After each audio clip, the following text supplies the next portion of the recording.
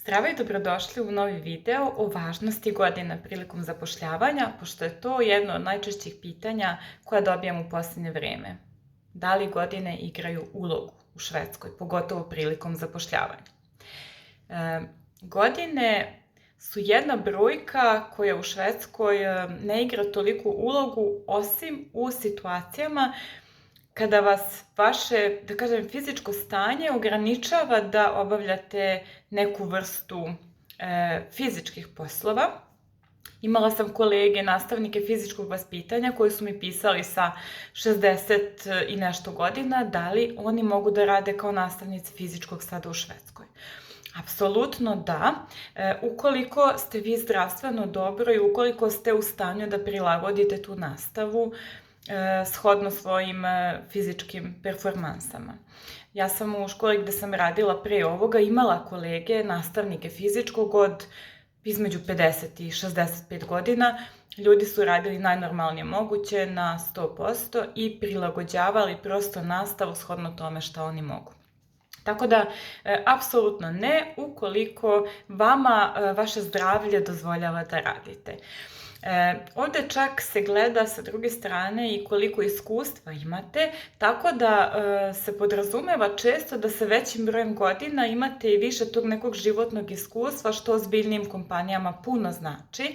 Znači, oni često igraju na tu kartu iskustva, a ne na kartu te neke mladosti i te neke razigranosti. Tako da u tom smislu apsolutno da. Pošto je dosta deficitarnih zanimanja u Švedskoj, čak se ljudi vraćaju iz penzije kako bi odradili još koju godinu dok se osjećaju vitalni i zdravi. Tako da sada je ta neka granica na 66-67 godina, međutim često se dešava da ljudi iz penzije dolaze da rade na raznim pozicijama i da ih sistem apsolutno prima i podržava u tome.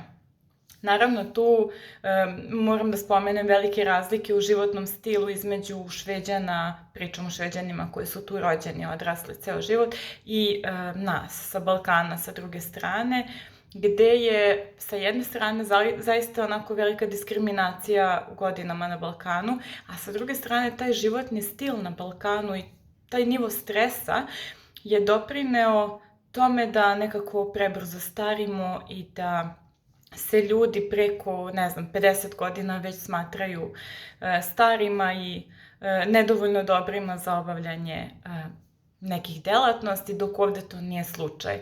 Ovde ćete često videti i starije ljude, na primjer, kad kažem starije, mislim na starije od 70, kako potpuno samostalno funkcionišu, kako ima života u njima, kako putuju, odlaze na treninge, odlaze u teretane. Baš uvek spomenem i taj primjer kako su tražili trenera u teretani za uzrast 70+. Trener je morao biti 70+, da bi vodio grupu 70+. Tako da, s te strane, vidjet ćete i sami kada dođete koliko su te neke razlike između Balkana i Švedske uočljive u smislu vitalnosti starijih ljudi. Velika pohvala i za mog tatu koji sluša ovo i koji je moja velika podrška. Moj tata je u 55. godini odlučio da potpuno promeni branšu, da se doškoluje, prekvalifikuje za nešto potpuno drugo i on je odmah dobio posao u toj branši.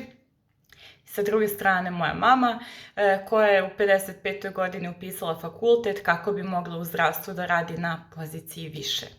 I naravno nije najstarija na tom fakultetu, ima i starijih od nje, a žena koja me je kontaktirala pre neki dan, koja se seli upravo iz Srbije za Švedsku, ima 67 godina i žena želi da pređe ovde, usavrši jezik i započne jedan potpuno novi život.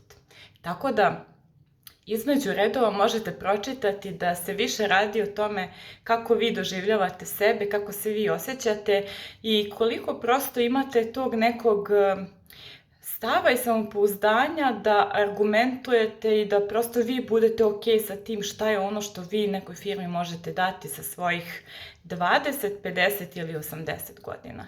Tako da sve je to u vašoj glavi i najčešće je to što vi mislite o sebi odraz realnosti koju živite.